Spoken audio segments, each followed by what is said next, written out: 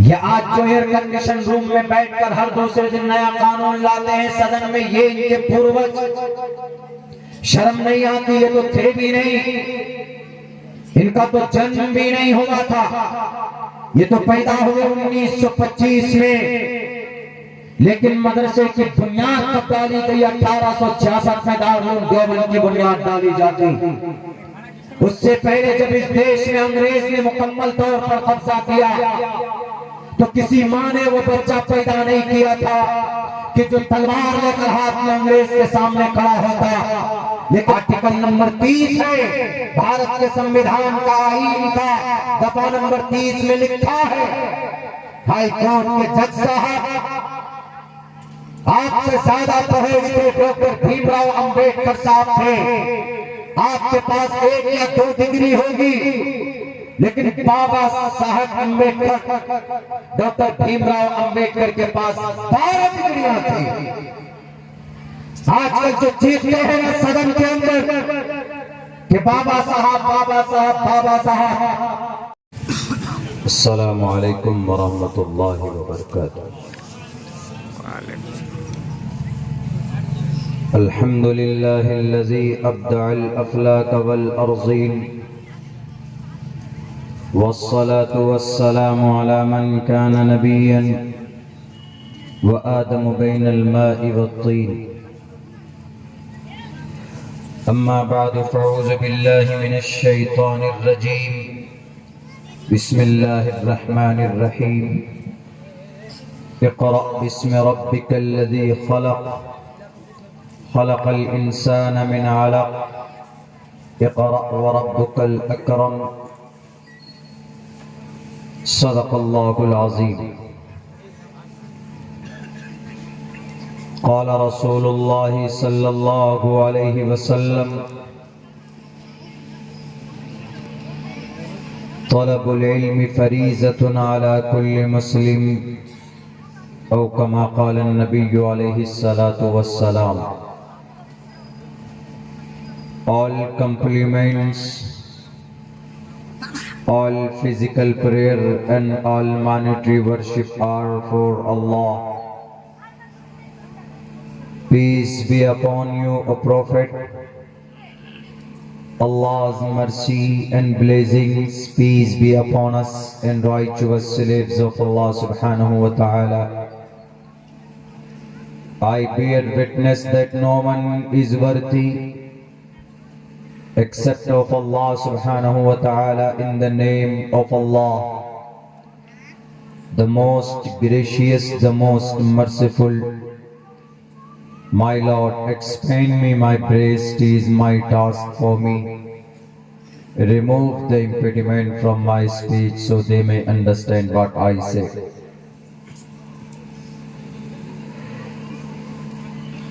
यथा वायुं समाश्रिते सर्वजीवन्ते जन्तवः तथा करस्तामा वर्तते इतारा शरामा। उदारा सर्व एवैते ज्ञानी तात्मेव मय्यमतम्। आस्थितः सहि युक्तात्मा मामेवामुत्तमां गतिं बहुनाम जन्मनामन्ते ज्ञानवान माम परपद्यते वासुदेवा सर्वमिति समहात्मा सुदुर्लभः। स्टेज पर तशरीफ फरमा मुअज़्ज़ज़ उलमाए किराम और इस अज़ीमुश्शान इजलास आम के बैनर तले जमा होने वाले हमारे गय्यूर मुसलमानों, नौजवान साथियों, पर्दे में बैठी हुई हमारे समाज के इज्जतदार माँ और बहनों,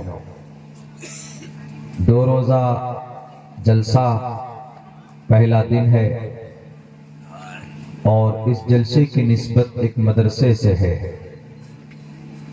यानी एक मदरसे की तामीर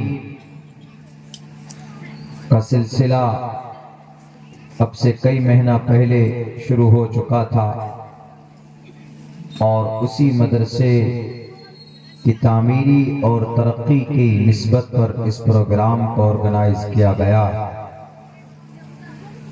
यकीनन बहुत मुबारक अमल है, बहुत मुबारक निस्बत है। आज जो पूरी दुनिया में जितनी भी कौमें हैं वो सब के सब अपने अपने शास्त्र के, अपने अपने ग्रंथ के रहे हैं। चाहे हिंदू धर्म हो, चाहे वो यहूद हो, नसारा हो, यानी क्रिश्चियन एंड जुडाइज्म हो, सिख हो, जैन हो, बौद्ध हो, मजूसी हो, कोई भी, वो लोग अपने ग्रंथ के हिसाब से जिंदगी नहीं गुजार पा रहे हैं। मगर दुनिया में अगर कोई कौम है, दुनिया में अगर कोई मजहब है जिसकी शरीयत आज भी महफूज है और आज भी अल्हम्दुलिल्लाह उस शरीयत पर अमल करने वाले सैकड़ों और लाखों लोग आपको मिल जाएंगे। उसकी वजह क्या है? उसकी वजह ये मदरसा। यहूदियों का मदरसा दिखाएंगे आप, कहीं नहीं नजर आएगा। क्रिश्चियनों का कोई मकतब या मदरसा देखेंगे आप, कहीं पर भी क्रिश्चियनों का कोई मदरसा नहीं है, स्कूल है। जितने भी मिशनरीज स्कूल हैं वो क्रिश्चियनों के। हिंदू धर्म का कोई पाठशाला है जहां पर वेद पढ़ाया जाता है। मैं तो पूरे भारत तकरीबन घूम चुका हूं, आज तक मुझे कहीं पर वेद, रामायण, महाभारत, गीता पढ़ाने वाला कोई पाठशाला आज तक हमको नहीं मिला। यहां तक कि सिख धर्म 650 साल पहले पैदा की हुई ये जमात, ये मजहब हिंदू धर्म से निकला। इसका भी कोई इदारा नहीं है, कोई मकतब नहीं है, कोई मदरसा नहीं है। दुनिया में जितने भी मज़ाहिब हैं, दुनिया में जितने भी खुदा के मानने वाले हैं, 350 बड़े मज़ाहिब तो खुद मुल्क हिंदुस्तान में है। 350 मजहब के लोग पाए जाते।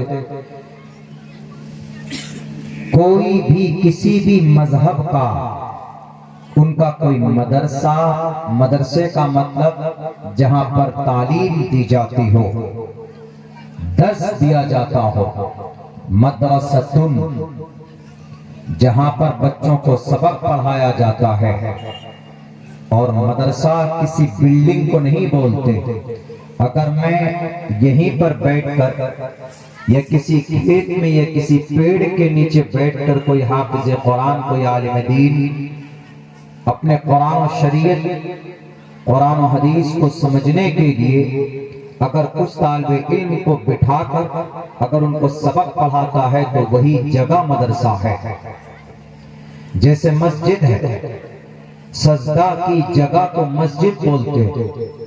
उसके लिए किसी बिल्डिंग का, किसी छत का, किसी दीवार का होना जरूरी नहीं है। आपने एक जगह खास कर ली, उस जगह को आपने, उस जमीन के उस हिस्से को आपने पाक पवित्र किया, अच्छे से उसको आपने उसको प्रोटेक्ट कर दिया और वहीं पर आप सजदा करते हैं, 5 वक्त की नमाज आप अदा करते हैं, तो वो जगह मस्जिद है, यानी सजदा करने की जगह। वैसे ही मदरसा, मदरसा जहां पर सबक पढ़ाया जाता हो। पूरी दुनिया में इस्लाम के अलावा किसी और मजहब में मदरसे का कोई कॉन्सेप्ट नहीं है।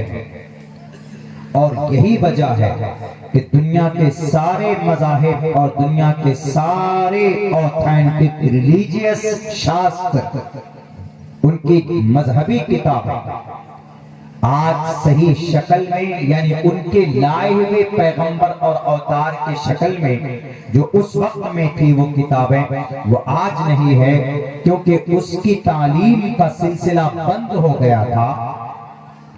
पढ़ाने वाला कोई था नहीं।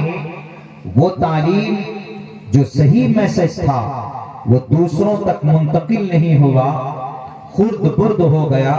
लेकिन सिर्फ मजहब इस्लाम एक ऐसा मजहब है कि जिसकी तालीम का बंदोबस्त आज से नहीं बल्कि जनाब मोहम्मद रसूलुल्लाह सल्लल्लाहु अलैहि वसल्लम जब मक्का में थे तो वहां पर आप अलैहिस्सलाम दारे अरकम में मदरसा था, और जब आप मक्का से मदीना गए तो वो सुफ़ा का चबूतरा, वहां मदरसा सुफ़ा बना।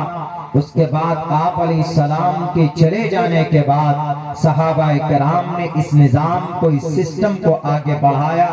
उसके बाद सहाबाए किराम के मुक़द्दस और पूरी जिंदगी के अंदर तालीम और ताल्लुम का सिलसिला चलता रहा।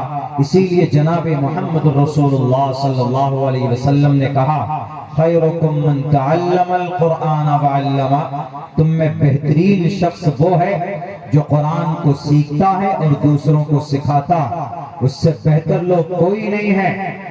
इसीलिए ये सिलसिला चलता रहा सहाबा के बाद तबे ताबईन में, फिर तबे ताबईन में, फिर हमारे सलफ में, और आज तक ये सिलसिला मौजूद है। और उसी सिलसिले की एक छोटी कोशिश आपके नजर के सामने में ये मदरसा। अगर मदरसा ना होता तो जैसे हिंदू 33 करोड़ देवी देवताओं को अपना परमात्मा मानते हैं, मुसलमान भी 1450 साल गुजरने के बाद भी 1450 खुदा को खुदा मानता। अगर ये मदारिस ना होते, अगर मदरसा ना होता तो पूरे मुल्क हिंदुस्तान के अंदर जो आज हमारी तकरीबन 7 से 8 लाख मस्जिदें हैं, ये मस्जिद नहीं होती। पूरी दुनिया के अंदर तकरीबन 70-80 या 50 से लेकर 60-70-80-90 लाख जो मसाजिद हैं पूरी दुनिया के अंदर, वो मस्जिदें नहीं होती। इसलिए कि मस्जिद में होने वाला काम, मस्जिद में होने वाली बातें, मस्जिद में अदा की जाने वाली नमाज की तालीम कहाँ होती? मदरसों में होती। मस्जिद में आप जाएंगे, सूरह फातिहा पढ़ेंगे, अल्हम्दुलिल्लाह रब्बिल आलमीन, अब तकबीर तहरीमा के बाद में सूरह फातिहा कहाँ पर सिखाया जाता है? धान के खेत में नहीं, बल्कि एक मकतब या मदरसे में पढ़ाया जाता।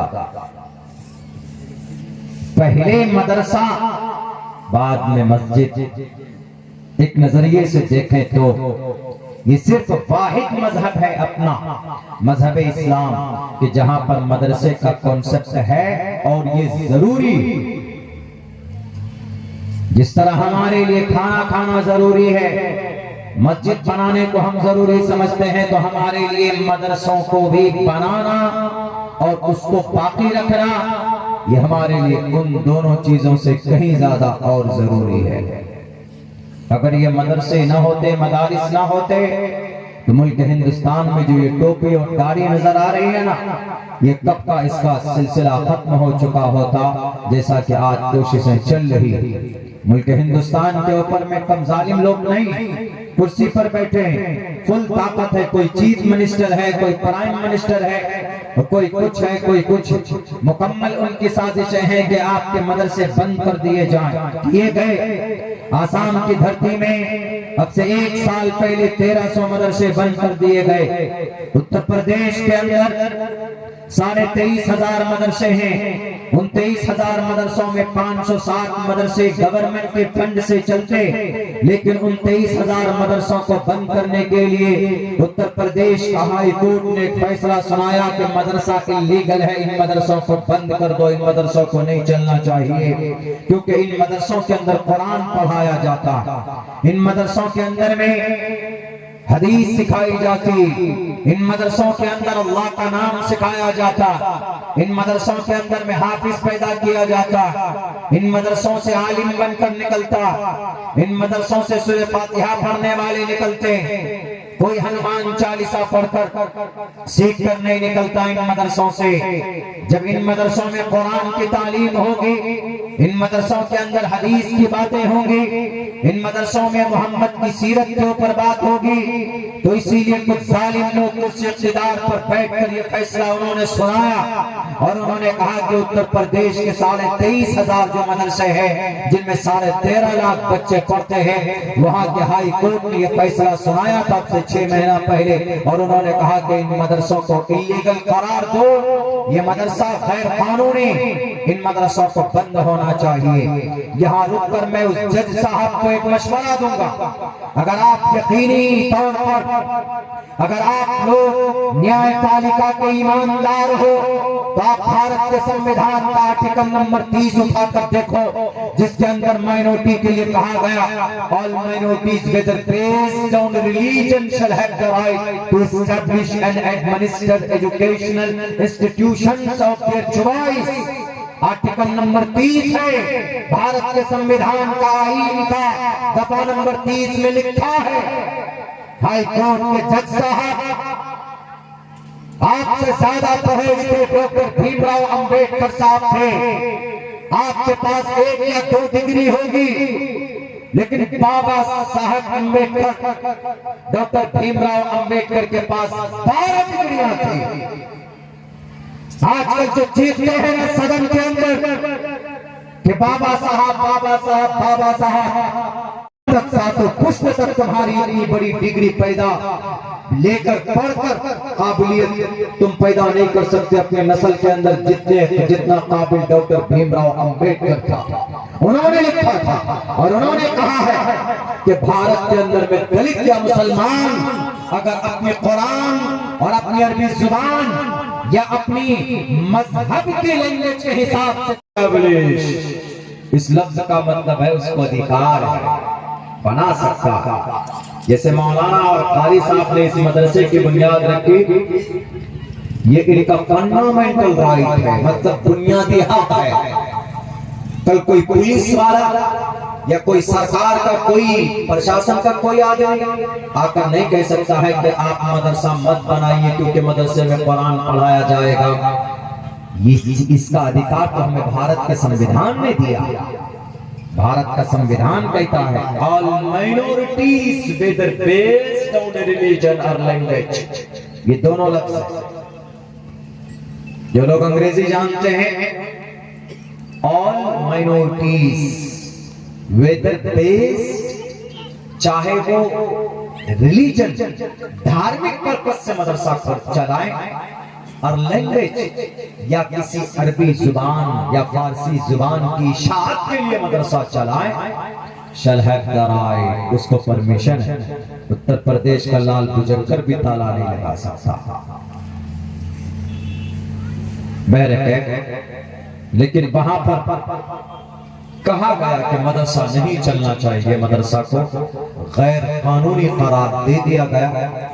लेकिन शुक्र है अल्लाह तबारक व तआला का कि सुप्रीम कोर्ट में बैठा हुआ एक जज, उन्होंने अपने हियरिंग में जब ये मैटर हाई कोर्ट से सुप्रीम कोर्ट तक पहुंचा, तो सुप्रीम कोर्ट के जजमेंट और चीफ जस्टिस ने कहा कि madrasa is illegal, madrasa is illegal, not madrasa is legal. मदरसा ये कानूनी अधिकार है, इसलिए मदरसों को बंद नहीं किया जा सकता। क्यों? क्योंकि सुप्रीम कोर्ट का चीफ जस्टिस जानता था कि भारत आज जो आजाद है इन्हीं मदरसों की वजह से आजाद है। भारत को किसने आजाद करा? भारत को किसने आजादी दिलाई? मदरसे के पढ़ने पढ़ाने वालों ने आजादी दिलाई। ये आज जो एयर कंडीशन रूम में बैठकर हर दूसरे दिन नया कानून लाते हैं सदन में, ये इनके पूर्वज, शर्म नहीं आती? ये तो थे भी नहीं, इनका तो जन्म भी नहीं हुआ था, ये तो पैदा हुए 1925 में। लेकिन मदरसे की बुनियाद कब डाली गई? 1866 में दारुल देवबंद की बुनियाद डाली जाती। उससे पहले जब इस देश में अंग्रेज ने मुकम्मल तौर पर कब्जा किया, तो किसी माँ ने वो बच्चा पैदा नहीं किया था कि जो तलवार लेकर हाथ में अंग्रेज के सामने खड़ा होता। लेकिन अगर अंग्रेज के सामने कोई खड़ा हुआ तो मुर्शिदाबाद का वो बहादुर नवाब सिराजुद्दौला खड़ा हुआ। 1755 की बात है, 1757 की बात है। 1757 के बाद जब उनकी शहादत हो जाती है तो कोई मुजाहिद नहीं था, लेकिन कुरान पढ़ने वाला एक मर्द मुजाहिद जिसको दुनिया शहरे श्रीरंगापट्टनम शेर मैसूर टीपू सुल्तान के नाम से दुनिया जानती। 1799 में 1757 में नवाब सिराजुद्दौला शहीद हुए।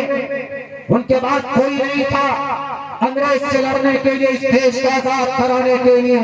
1799 में नवाब टीपू सुल्तान, फतेह अली खान टीपू सुल्तान ने तलवार उठाई और फिर अंग्रेज का खात्मा करने के लिए मैदान में निकल पड़े कमर कसकर।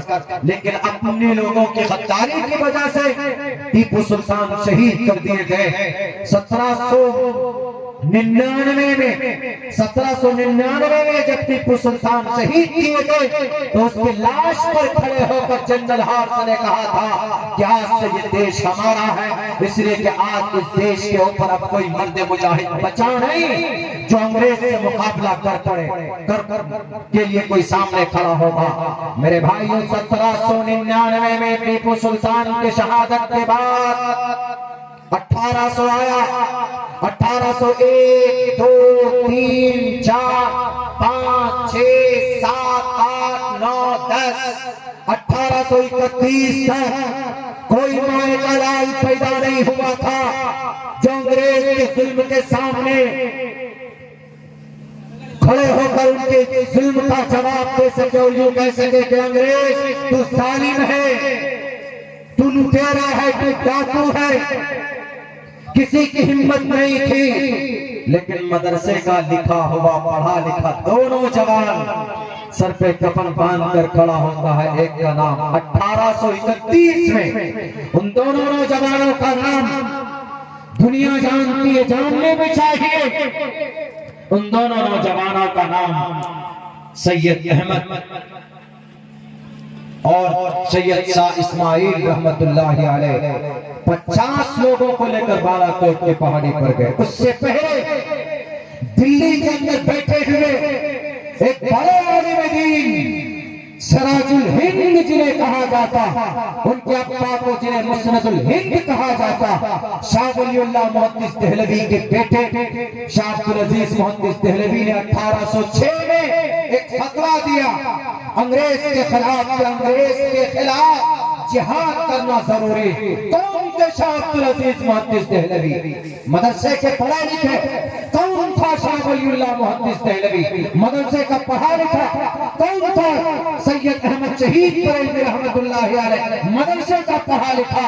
अगर शाह अब्दुल अजीज ना होते, मदरसा ना होता, तो शाह अब्दुल अजीज ना होते, शाह अब्दुल अजीज ना होते तो हाजी इमदादुल्लाह ना होते, हाजी इमदादुल्लाह ना होते तो मौलाना कासिम और मौलाना अब्दुल रशीद गंगोही ना होते, अगर मौलाना कासिम ना होते तो दारुल देवबंद ना होता, दारुल देवबंद ना होता तो मौलाना उबैदुल्लाह सिंधी ना होते, शेखुल हिंद ना होते, शेखुल हिंद ना होते तो उबैदुल्लाह सिंधी ना होते, शेखुल हिंद ना होते तो मौलाना शेखुल इस्लाम हुसैन अहमद मदनी ना होते, और हुसैन अहमद मदनी ना होता तो अंग्रेज को डराने वाला कोई योद्धा उस वक्त पैदा नहीं हुआ थे। तो जहाँ चिल्लाते हो कि ये देश मेरे बाप का है, जब से इन मदरसों के पढ़ने पढ़ाने वालों ने अंग्रेजों से मुकाबला किया, तुम्हारा वजूद नहीं था। शेखुल इस्लाम हुसैन अहमद मदनी ने कहा कि अंग्रेज तुम्हें ये देश छोड़कर जाना होगा। मौलाना मोहम्मद अली जौहर, इनकी खबर कहाँ? फलस्तीन के अंदर मस्जिद अक्सा के करीब क्यों? इस देश को आजाद करने के लिए बरतानिया गए और वहां पर जाकर वहां पर मिलकर विक्टोरिया से कहा, मोहतरमा मेरे देश को आजाद कर दीजिए, छोड़ दीजिए, और जब तक मेरा देश आजाद नहीं होगा मैं छोड़कर मैं कभी भी अपने देश में नहीं जाऊंगा जब तक आप मेरे मुल्क को आजाद नहीं करेंगे। तो मलिका विक्टोरिया ने कहा कि अगर मैं आजाद नहीं करूंगी तो, उन्होंने कहा मैं मर जाऊंगा लेकिन आजादी लेकर जाऊंगा। इसी बीच में उनका इंतकाल होता। उन्होंने वसीयत की थी कि अगर इसी सफर में मेरी मौत आ जाए तो मेरी कब्र मस्जिद अक्सा के करीब में बनाना। मौलाना मोहम्मद अली जौहर की कब्र मस्जिद अक्सा के करीब फलस्तीन में, किस वजह से? देश को आजाद करने के लिए। इससे पता चलता है कि अगर देश आजाद हुआ है तो मदरसे में पढ़ने पढ़ाने वाले लोगों की मेहनत और उनके कुर्बानी की वजह से देश आजाद हुआ। एक तो छोटी सी तारीख आपके सामने मैंने मुख्तसरन पेश की है, और आज खामखा बोलते हैं मदरसा मदरसा। मदरसे में क्या पढ़ाया जाता है जी? मदरसे में आतंकवाद बनाया जाता है। अच्छा दिखाओ कहां पर? मैं तो मदरसे में पढ़ा, मैं आतंकवाद? नेमतुल्लाह साहब मदरसे में पढ़े, आतंकवाद? कारी अबरार दानिश साहब मदरसे में पढ़े, आतंकवाद? आपके जो मदरसे के पानी है वो मदरसे में पढ़े, आतंकवाद? आज तक किसी मदरसे में कहीं पर तलवार चलाना सिखाया गया, बताया जाता है? डंडा भी नहीं चलाना सिखाया जाता, उन्हें फुर्सत ही नहीं होती।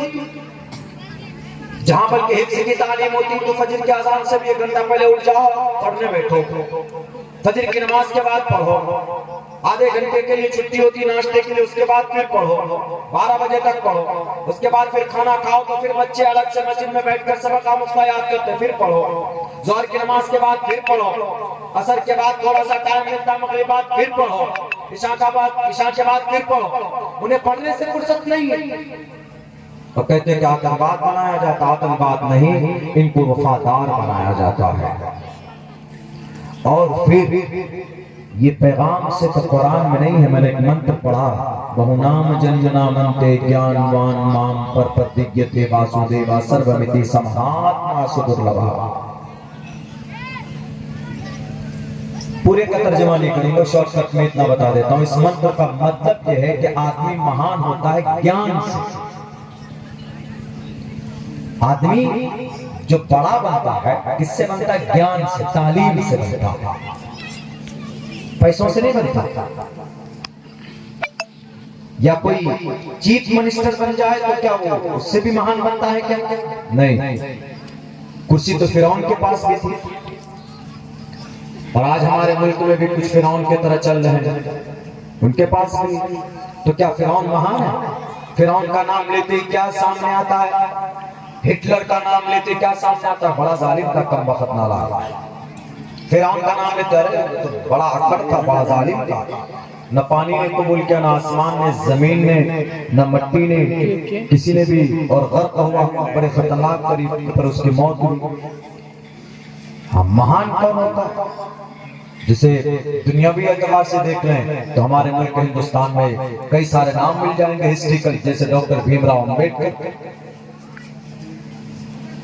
डॉक्टर भीमराव अम्बेडकर चमार बरादरी से शूद्र है। आजकल के कुछ ब्राह्मण लोगों ने छुआछूत, शूद्र, ब्राह्मण, क्षेत्र, वैश्य कैटेगरी में बांट दिया कि ये ब्राह्मण है, ब्रह्मा जी के सर से पैदा हो, ये क्षेत्रीय है, हाथ से पैदा हो, और ये ब्राह्मण, शूद्र, क्षेत्रीय, जो शूद्र है उनको कहा जाता है कि पैर से पैदा हो, नापाक है, मलेच्छ भाषा भेदभाव का प्राण होता, कि वो सिर्फ हमारी खिदमत के लिए, हमारे पाक पवित्रता का ख्याल रखने के लिए है, हमारे चरित्र सीधे करने के लिए। हालांकि ऐसा कहीं नहीं वेदों में साफ लिखा है, शूद्रो ब्रह्मणतामिति ब्रह्मण चेति शूद्रताम चित्युयाति विद्रत्वं विगादिति चंचते चचा सहित एवाति। लंबा मंत्र। इसका मतलब यह कि आदमी का अमल बड़ा होता है, आदमी का काम बड़ा होता है, आदमी का नाम बड़ा नहीं होता। मेरा नाम अब्दुल्ला सालिम है। आप लोग किस हिसाब से आ गए कि भाई मौलाना अब्दुल्ला साहब आएंगे, चंद्रवेदी साहब है, बयान सुनेंगे, बहुत दिनों के बाद भी इधर आ रहे हैं। मेरे ख्याल से 3-4 साल के बाद शायद इस एरिया में आना होगा, 3 साल के बाद। मुझे बाहर से फुर्सत मिलती नहीं है, मसरूफियत थोड़ी ज्यादा रहती है, तो मैं आ गया। आपके इलाके में मेरी शहादत है, नाचीज को आप लोगों ने बुलाया है, तो बहुत कम की चलो भाई, बहुत दिन के बाद आ रहे हैं, मौलाना सुनेंगे उनकी बातें। लेकिन अगर मैं कुछ गलत काम कर लूं तो मैं अपने नाम की वजह से बड़ा नहीं। आदमी की पहचान, आदमी की शनाख्त, आदमी बड़ा होता है अमल से, नाम से कोई बड़ा नहीं होता,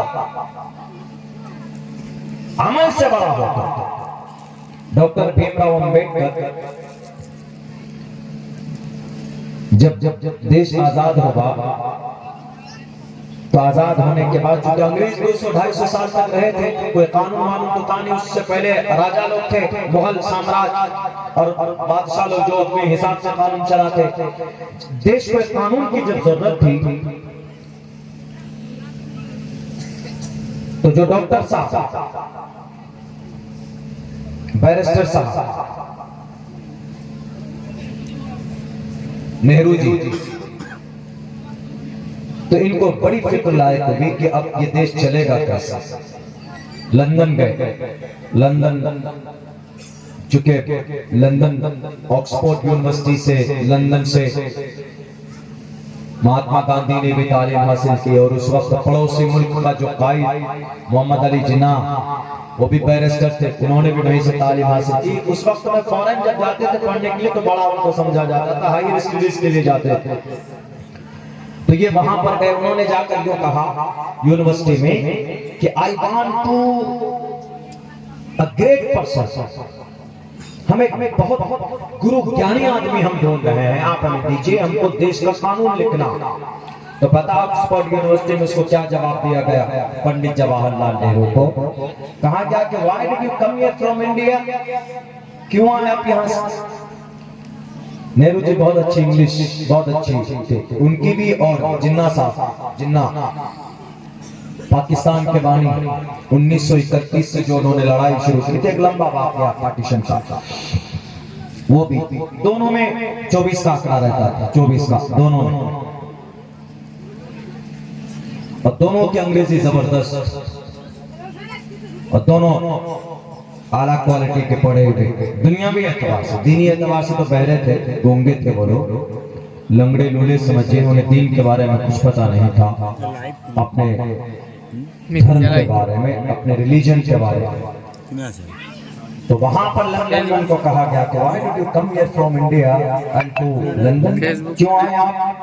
आपके भारत के अंदर में तो बहुत बड़ा ज्ञानी, बहुत बड़ा गुरु ज्ञानी आदमी मौजूद है, जाइए उनके पास। कहा के कौन? कहा के कौन है? कहा के डॉक्टर साहब, आप तो डॉक्टर हैं, ज्यादा से ज्यादा पीएचडी या कुछ और, ज्यादा से ज्यादा आपके पास 5 डिग्रियां हैं। आपके भारत में एक ऐसा महापुरुष है जिसके पास बहुत सारी डिग्रियां हैं, का नाम बता दीजिए। कहा कि भीमराव अंबेडकर का। तो भीमराव अंबेडकर वो तो चमार है,